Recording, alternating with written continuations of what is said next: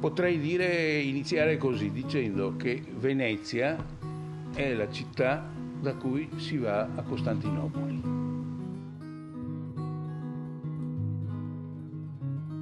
The merchants of silver at the sunrise, they hurry to the store.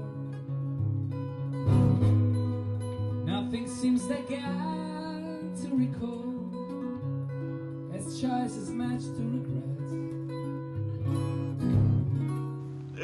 Diciamo si può parlare di un sistema Venezia. Of traveled sundown for the pilgrims and me. Erano rapporti misti, spesso ostili, spesso commercialmente proficui da ambo le parti.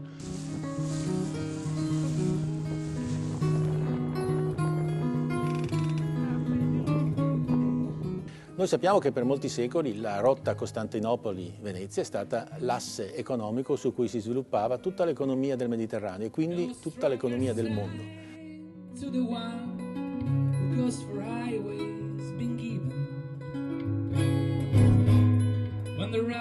Anche durante i periodi di guerra abbiamo i commerci che continuano, quindi durante la guerra di Cipro abbiamo una settantina di mercanti ottomani che sono a Venezia.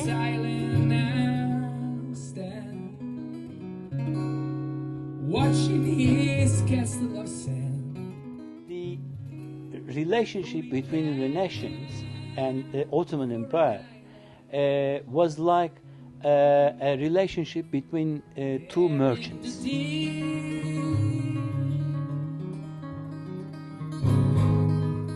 Dove c'era un leone alato, lì c'era Venezia. Per questo motivo il bacino del Mediterraneo è pieno di leoni.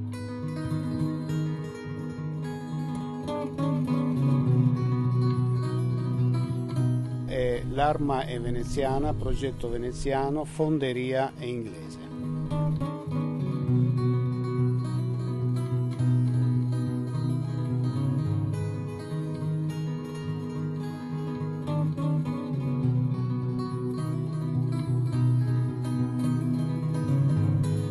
I veneziani hanno portato il violino, credo, no? Cioè il musico, la musica nostra tradizionale è violino e liuto.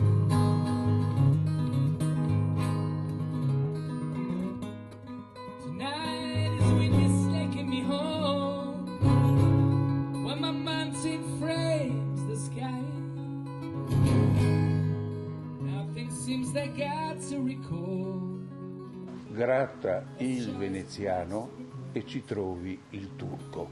Diciamo gratta Venezia e ci trovi l'Oriente.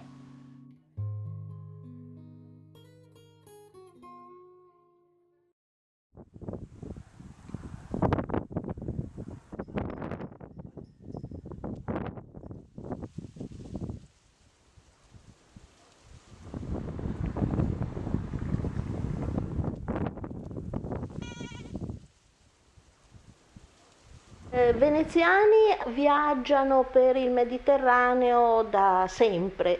In effetti le prime notizie che abbiamo di veneziani che commerciano con il mondo musulmano sono del 750 d.C. Abbiamo veramente una rete commerciale, mi piace pensare un network commerciale che collega tutta queste città e queste piccole comunità veneziane, che alle volte sono comunità che anche nascono e poi spariscono nel corso di pochi decenni. No, erano avventurieri, erano un paio di famiglie, a capo c'erano due fratelli, Geremia e Andrea Ghisi, i quali hanno occupato le due isole vicine, Tinos e Mykonos, e hanno costruito due castelli su castelli preesistenti, bizantini. Sono i ruderi del castello e i ruderi della città medievale, fatta saltare in aria dai turchi un anno dopo la presa della città e dell'isola. Venezia nello stesso tempo, qual è il suo ruolo nelle crociate? Quello di fornire le navi per imbarcare i crociati per gli sbarchi. Chi fornisce le navi, se non è pagato, all'incirca le porta dove vuole. Mi chiamo Jérôme Moniglia, vivo a Ginevra e sono storico del clan Giustiniani. In Moneglia la mia famiglia ha fondato questo clan nel 1362, dopo aver controllato con le armi l'isola di Chios nel 1346. Di fatto è la nascita di un clan, è la nascita della prima società per azione del mondo moderno. Nel 1362 le famiglie che sono venute con le 29 galee hanno deciso di abbandonare il loro proprio nome di estrazione per portare tutti insieme il nome della società. E questo nome l'hanno preso quindi all'imperatore romano Giustiniano. Si sono richiamati i discendenti dell'imperatore romano, famoso il nome Giustiniani, anche il nome adesso del palazzo del Senato italiano, anche il nome del palazzo a Cagliari della massoneria. Come dire, la tentazione dell'Oriente e in termini anche di un altrove in cui ci sono per l'individuo possibilità di vita in Occidente, nella Venezia stessa, impensabili.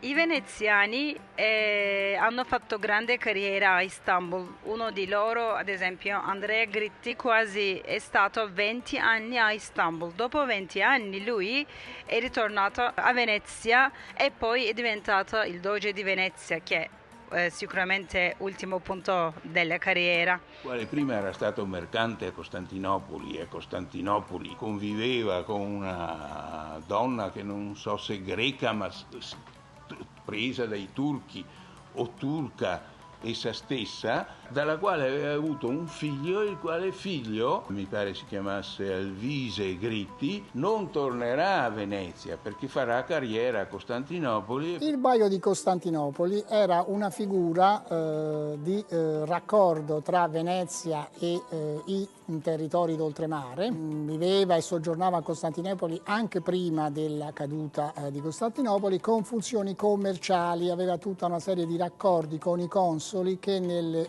piazze forti commerciali e marittime dell'impero veneziano assicuravano il grande commercio veneziano. Con la caduta di Costantinopoli il Bailo ha assunto la funzione di ambasciatore della Serenissima presso l'impero ottomano. Il Bailo veneziano prima vive in una casa che gli viene data dal sultano che apparteneva alla comunità anconetana, poi si trasferisce col Cinquecento sulle colline di Pera, nella zona, nella casa che attualmente è sede del Consolato Generale d'Italia, la sede dell'ambasciatore italiano. Lo straordinario del rapporto fra Venezia e Istanbul-Costantinopoli è dato, credo, da un dato molto evidente. C'è una continuità di rapporti straordinaria, 10 secoli, lo vediamo attraverso il susseguirsi dei baili, attraverso il susseguirsi della storia. Insomma, lo conosciamo, Costantinopoli è consueta per quanto riguarda Venezia.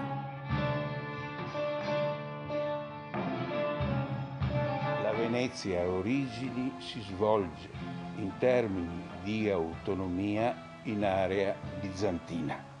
L'esarca bizantino da Ravenna di per sé doveva avere una giurisdizione su Venezia. Di fatto, per la difficoltà dei collegamenti per i Longobardi, eccetera, questa giurisdizione non si è verificata. Si svolge l'autonomia veneziana in termini a un certo punto di sovranità, tant'è che ci saranno ormai varcato il 1000 dei patti veneto-bizantini in cui Venezia è una contraente, cioè è un implicito riconoscimento dello Stato veneziano. Stiamo proprio al centro del castello costruito dai veneziani. Prima che esistesse questo castello veneziano, esisteva un castello bizantino. Arrivandosi qui, i veneziani hanno trovato tutto in rovina e hanno usato le pietre per costruire i tori e le case, cioè era una piccola cittadella. E questa chiesa che è divenuta famosa da una icona bizantina che presenta la Madonna tutta di 2 metri di altezza, che ha forse più di 1000 anni di età. È doppia Madonna e dietro San Giovanni Precursore.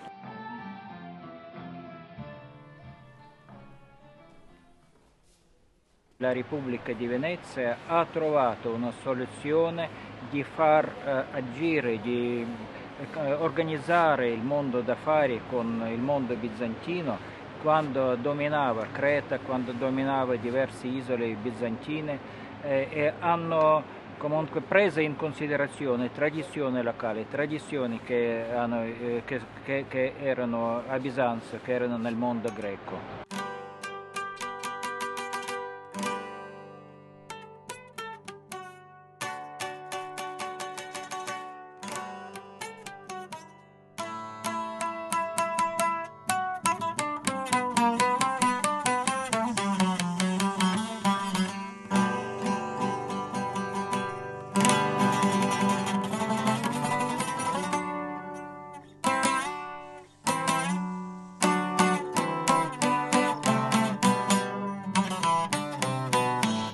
Η Κέρκυρα βρίσκεται σε ένα πολύ σημαντικό σημείο της Αδριατικής, εκεί που ενώνεται με το Ιόνιο πέλαγος. Ήταν πάντα πολύ σημαντική βάση ήδη από την αρχαιότητα και καθ' όλη τη Βυζαντινή περίοδο, αλλά κυρίως κατά την περίοδο που οι Βενετοί εξουσίαζαν ή έλεγχαν, να πούμε καλύτερα, την Ανατολική Μεσόγειο. Πάντοτε ήταν πολύ σημαντική βάση, ίσως η πιο σημαντική βάση του Ιωνίου. Εδώ έδρευε και ο Προβεντιτόρο Τζενεράλε Νταμάρ, ο γενικός προβλεπτής της θάλασσας, είχε εδώ την έδρα του στην Κέρκυρα. Και Βενέτικους, sono veneziani loro. Βενέτικους γιατί ήταν μια ευημερούσα πολιτεία η Βενετία. Ο Άγιος της Κέρκυρας, ο Άγιος Σπυρίδωνας, ο οποίος ήταν επίσκοπος στην Κύπρο τον 4ο αιώνα, είχε συμμετάσχει στην πρώτη Οικουμενική Σύνοδο της Νίκαιας. Το λείψανό του βρισκόταν στην Κωνσταντινούπολη. Τον 15ο αιώνα, λίγο πριν την πτώση της Κωνσταντινούπολης, μεταφέρθηκε από την οικογένεια Βούλγαρη στην Κέρκυρα. Έκτοτε τιμάται πάντοτε σε αυτό το νησί. Δεν τιμάται μόνο από τους ίδιους τους Κερκυραίους και από όλους τους Ορθόδοξους, αλλά και από τους Βενετούς ετιμάτο. Για παράδειγμα, η τελευταία πολιορκία της πόλης της Κέρκυρας από τους Τούρκους το 1716 θεωρήθηκε ότι ήταν και ένα θαύμα του Αγίου. Πράγματι, εκτός από τη συμβολή του Σούλεμπουργκ, ο οποίος ήταν πάρα πολύ σημαντικός για αυτή την άμυνα του νησιού, οπωσδήποτε οι άνθρωποι θεώρησαν, ακριβώς επειδή 30.000 Τούρκοι πολιορκούσαν μια πόλη που είχε μόνο 2.000 στρατιώτες να την προασπιστεί, θεωρήθηκε θαύμα του Αγίου. Έτσι λοιπόν και ο Βενετός προβλεπτής Ανδρέα Πιζάνη αφιέρωσε στο ναό του Αγίου 2 μεγάλες καντήλες, οι οποίες φέρουν τον Λέοντα του Αγίου Μάρκου και το οικόσιμό του ακριβώς σε ανάμνηση ακριβώς αυτής της νίκης.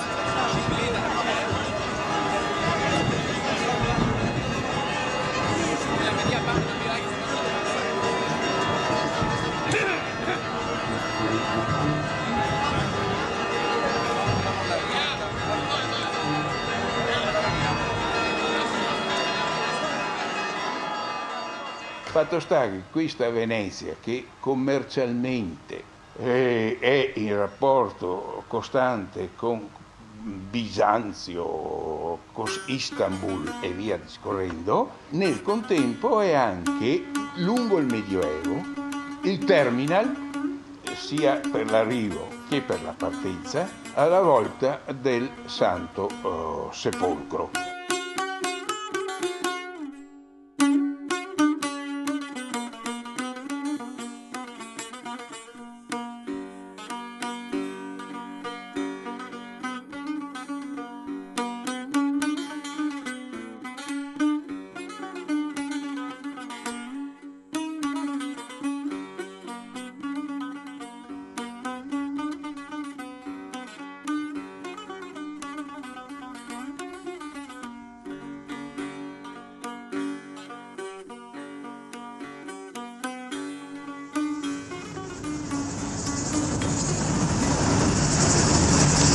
questo avanti è il paese di Milopotamo, ci entriamo adesso. Noi andiamo in vecchia parte del paese per vedere la fortezza con Leone. Non era Grecia, Grecia era con il Bisanzio prima, ma per salvare dalle turchi era andata con Venezia, era terra veneziana, era la Repubblica Veneziana. Avevamo allora la nazionalità di veneziani, tutti gli abitanti dell'isola. È scritto da fuori che è finita la costruzione nel 1515, ma abitavano dentro i castelli, dentro le fortezze, abitavano gli abitanti di Torno per protezione, per essere protetti dai pirati. Ancora sono vecchie, che se hanno voglia di dire male per le sue bambini, nipoti, eccetera, dicano o di prendersi Barbaria e Tunisi, pirati del Barbaria e del Tunisia. Grambusa è di qua 40 miglia. Aveva un altro castello veneziano molto forte, non si potrebbe entrare nessuno in quel castello di Grambusa. C'è anche lì un stemma della nostra famiglia, è pesantissimo, grande, buttato sulla terra. E questo dice che è uno stemma che parla da solo perché non c'è la ponte. Ho detto più prima che il nome ponte l'hanno preso in nostra famiglia perché hanno costruito le ponti di Venezia.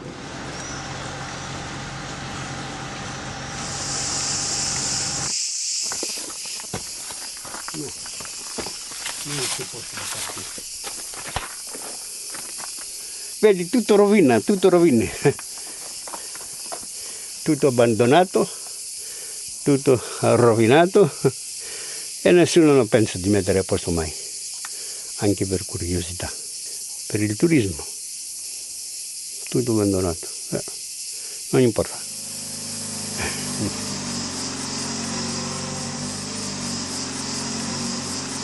I rapporti di Venezia con Costantinopoli, con l'impero di Bisanzio è stato sempre difficile, non è stato così semplice perché la quarta crociata dunque è stata una tragedia per il mondo bizantino, ma nonostante questo i greci hanno funzionato come partner minori per i veneziani nei commerci, negli scambi, dunque c'era ostilità e ostilità combinata anche con profitto economico, anche con gli scambi.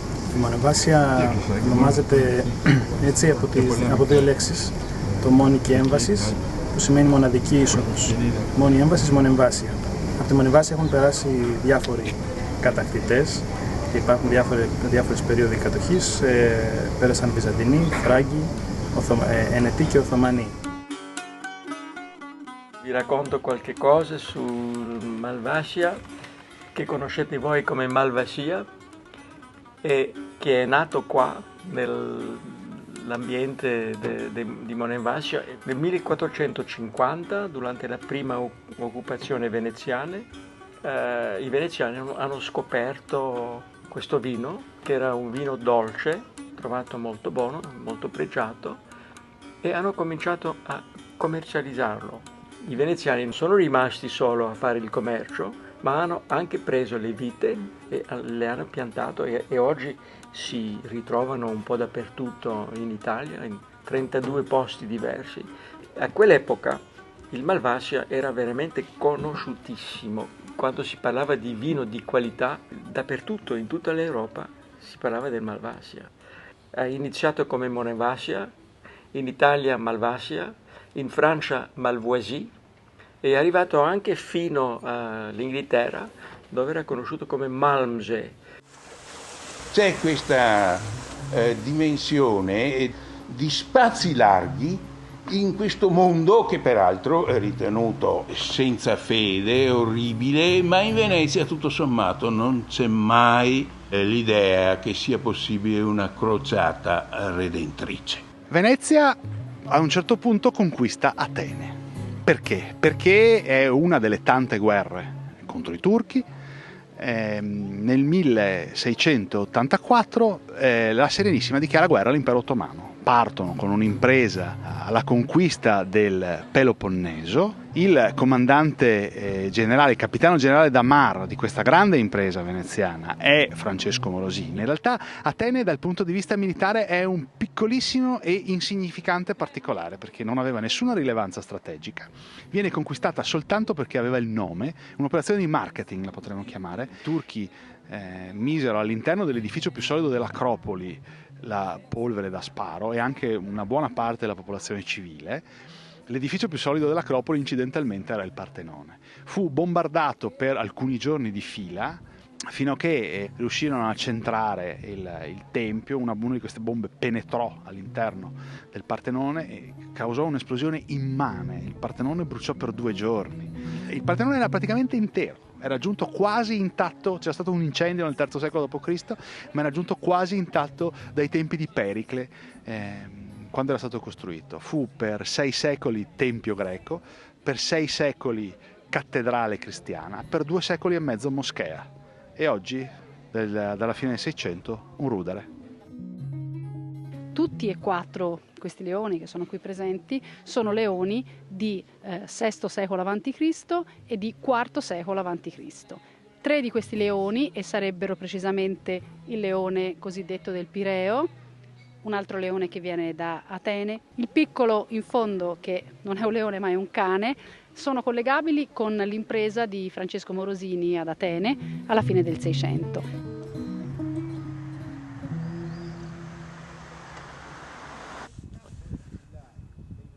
Beh, questo sarebbe un mortaio, ovvero definizione veneziana e bombarda, un'arma a tiro parabolico. Generalmente viene usata all'esterno per sparare parabolicamente delle granate all'interno e distruggere più possibile, diciamo, stando all'esterno di una fortezza in posizione riparata.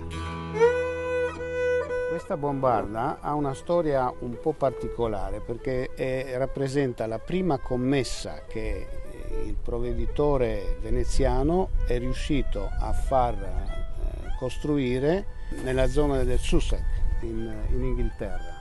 Quindi diciamo l'arma è veneziana, progetto veneziano, fonderia è inglese. Abbiamo la certezza quasi assoluta che hanno partecipato all'assedio quando Santa Maura era occupata dai turchi, quindi i veneziani hanno liberato questa fortezza con l'uso di queste armi qui, che poi sono state portate qui. Quello che è singolare è il fatto che in pratica si era creata un'interdipendenza, per cui l'uno sarebbe vissuto peggio senza l'altro, fino a quando avvennero le grandi rotture soprattutto nel 600, con la faccenda di Creta. È stata appunto una lunga guerra che ha dissanguato la Repubblica non soltanto economicamente ma anche fisicamente. Più di un quarto dei patrizi del Maggior Consiglio è morto in quella guerra. Ci troviamo dentro alla Villa Rotonda, al centro della villa, perché questa villa si è fatta, mi sembra, alla fine del domino veneziano, no? E non sono riusciti a finirla, e qui sopra sarebbe fatta una cupola, no? Si vede dove cominciavano le colonne dagli angoli. Lungo i secoli i rapporti veneto-turchi sono stati segnati da una continuità commerciale interrotta sì dalle guerre, ma non del tutto. Sono rimaste molte cose, c'è la Villa Trevisan, c'è Castelli che ha preso il suo nome, Chissamo, no? Si chiamava Castelli perché è dal castello veneziano, poi a Canea, il porto di Canea, insomma hanno lasciato delle cose bellissime, però come si vede crolla tutto.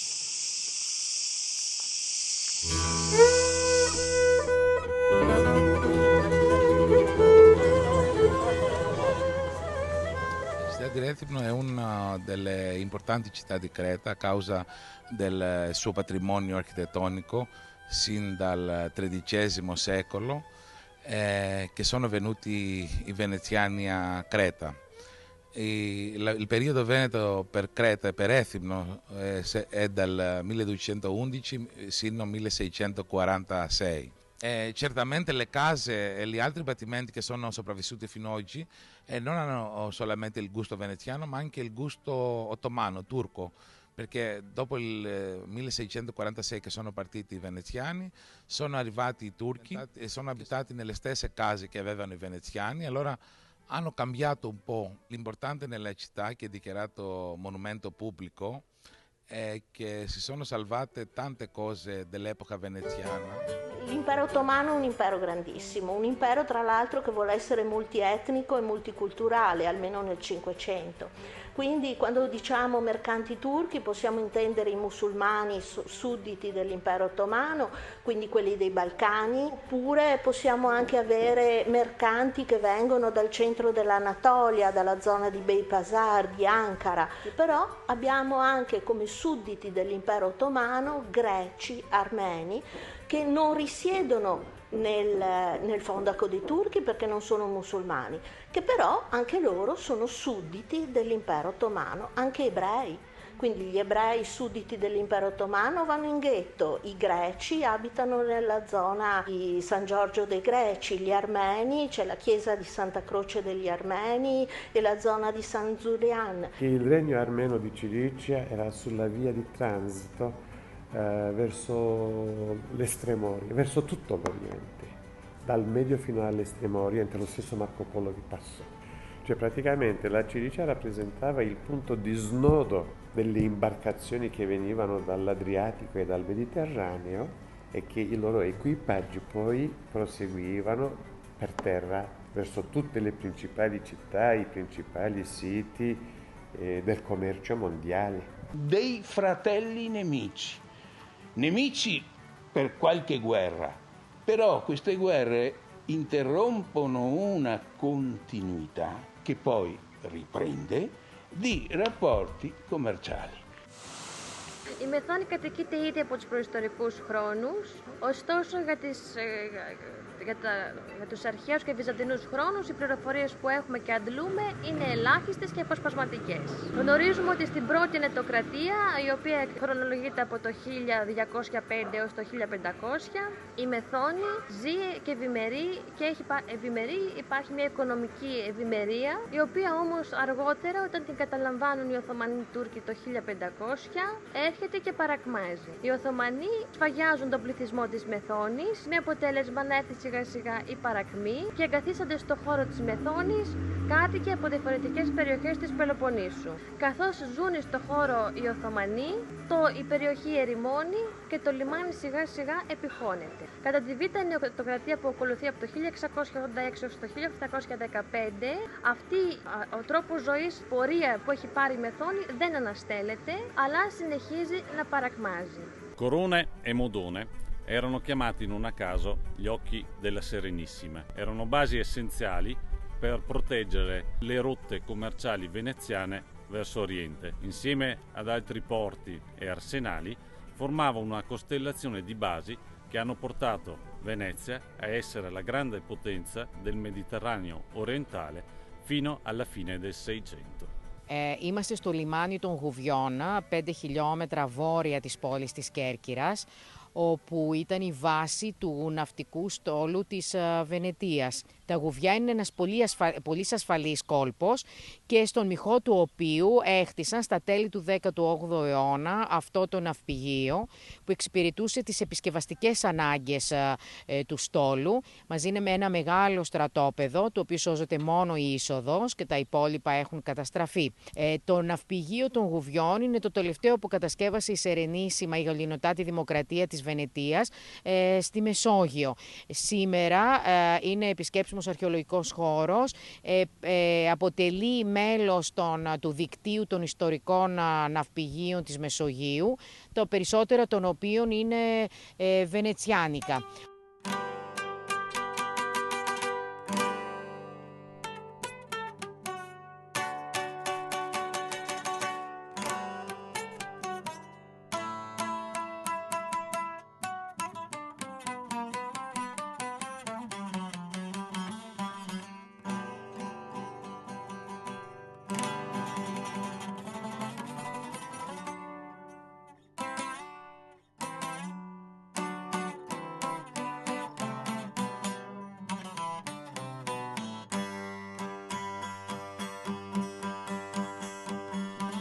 i veneziani hanno portato il violino, credo, no?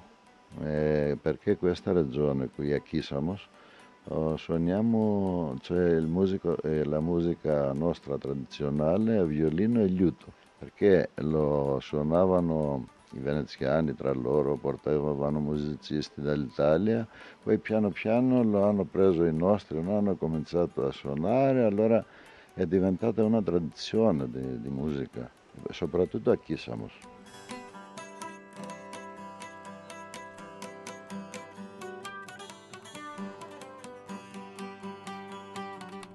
Quando ero piccolo io mi ricordo tutta la gente che abitava qui e insomma portava lì dentro, erano le capre, gli asini, i cavalli, insomma c'era una bella epoca. Poi ci riunivamo qui, tutti i vicini raccontavano storie, c'erano i nonni, c'erano i figli e poi noi i piccoli, era la vita più tranquilla, cioè la gente era tutti uniti, sai, come tutti i villaggi anche in Italia, no?